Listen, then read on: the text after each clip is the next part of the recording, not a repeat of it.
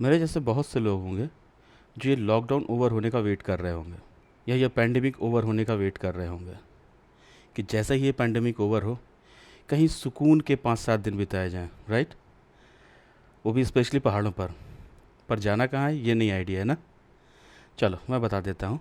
फ़िलहाल मैंने 4 उत्तराखंड के डेस्टिनेशन ऐसे फाइंड आउट किए हैं या शॉर्टलिस्ट किए हैं, जहाँ पर आपको विज़िट ज़रूर करनी ही करनी चाहिए अगर आपने लाइफ में कभी नहीं किया है तो। चलिए फिर शुरू करते हैं लिस्ट को।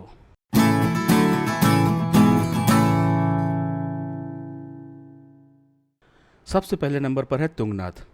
अगर आपने लाइफ में कभी भी तुंगनाथ विज़िट नहीं किया है तो सबसे पहले आप वहीं पर जाइए। वहाँ की ब्यूटी देखकर आप बिल्कुल भी डिसअपॉइंट नहीं होने वाले, और जो एक्सपीरियंस आपको होने वाला है वो माइंड ब्लोइंग होगा।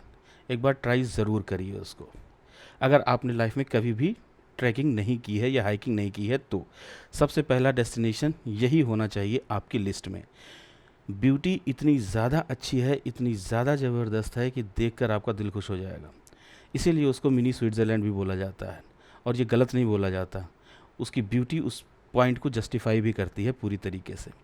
तो दिल्ली से हार्डली 10 से 11 घंटे की जर्नी है ये, अगर अपने व्हीकल से जाते हैं तो।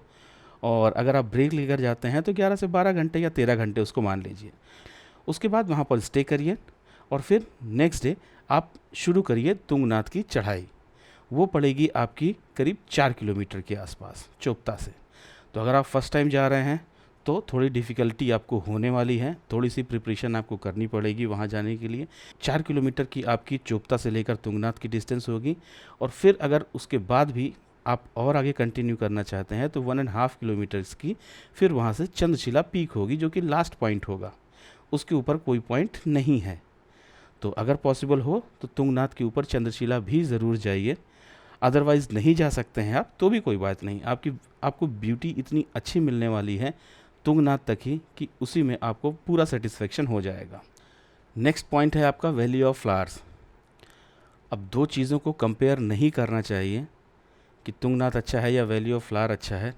दोनों की अपनी डिफरेंट ब्यूटी है और डिफरेंट क्वालिटी है। तो दोनों ही प्लेसेस कंपेरेबल नहीं हैं। एक जगह की ब्यूटी दूसरी जगह की ब्यूटी को डाउन नहीं करती है। आपको दोनों ही जगह पर बिल्कुल डिफरेंट एटमॉस्फेयर और डिफरेंट वेदर कंडीशन और डिफरेंट एक्सपीरियंस होने वाला है। 460 या 470 के आसपास पड़ेगा आपका गोविंद घाट, जहाँ तक आप अपनी गाड़ी से जा सकते हैं। वहाँ पर जाइए। उसके बाद फिर 4 किलोमीटर के लिए आपको वहाँ की लोकल टैक्सी करनी पड़ेगी या जीप करनी पड़ेगी। वो आपको लेके जाएगी पुलना तक, और पुलना से फिर आपका पड़ेगा करीब 10 किलोमीटर। वैसे वहाँ बताते हैं जनरली लोग कि 10 किलोमीटर का है घांघरिया तक का, पर वो 10 नहीं है, आप उसको 12 मान के चलिए। 12 किलोमीटर की ट्रैकिंग करेंगे, फिर आप घांघरिया पहुँचेंगे। घांघरिया पहुँच के वहाँ स्टे करिए। उस दिन कुछ भी मत करिए। फिर नेक्स्ट डे आप निकलिए वैली ऑफ फ्लावर को एक्सप्लोर करने के लिए। और वहाँ का जो एक्सपीरियंस होने वाला है वो बिल्कुल ही माइंड ब्लोइंग होगा। ऐसा नहीं है कि तुंगनाथ में अच्छा था तो यहाँ बुरा होगा, या यहाँ का ज़्यादा अच्छा होगा तुंगनाथ का नहीं अच्छा होगा। ये बिल्कुल डिफरेंट पॉइंट है, वो बिल्कुल डिफरेंट पॉइंट है, बट दोनों ही बहुत अच्छे हैं। तो सेकंड नंबर पर आप इसको रख सकते हैं, बट पहला तो अभी भी आपका तुंगनाथ ही रहेगा फ्रेशर्स के लिए। अगले नंबर पर आता है केदारकाठा। जनरली ये विंटर ट्रैक है, पर समर में भी आप इसको कर सकते हैं।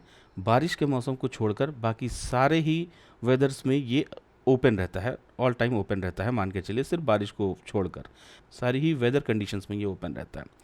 जनरली ये स्नो ट्रैक में कंसीडर होता है, क्योंकि ठंड में लोग जाना वहाँ ज़्यादा प्रीफर करते हैं, क्योंकि बर्फ़ आपको बहुत अच्छी मिलती है। तो अगर आप न्यू ईयर सेलिब्रेट करना चाहते हैं तो आप केदारकाठा का ट्रैक कर सकते हैं, बट मेरी राय में भीड़ हद से ज़्यादा होती है वहाँ पर। तो अगर आप प्रेफर करते हैं बड़े ग्रुप्स के साथ में एंजॉय करना तो बिल्कुल जाइए। पर अगर आप थोड़ा सा एकांत पसंद करते हैं और थोड़ा सा पीसफुल ट्रैक चाहते हैं तो आप फिर न्यू ईयर के थोड़ा सा बाद जाइए, बट जाइए विंटर में ही, क्योंकि विंटर का ही अपना एक अलग मज़ा है केदारकाठा ट्रैक करने का। दिल्ली से 470 किलोमीटर के आसपास आपका सांकरी पड़ेगा। सांकरी से फिर आपको 10 से 12 किलोमीटर के आसपास आपको केदारकाठा पीक पड़ेगा।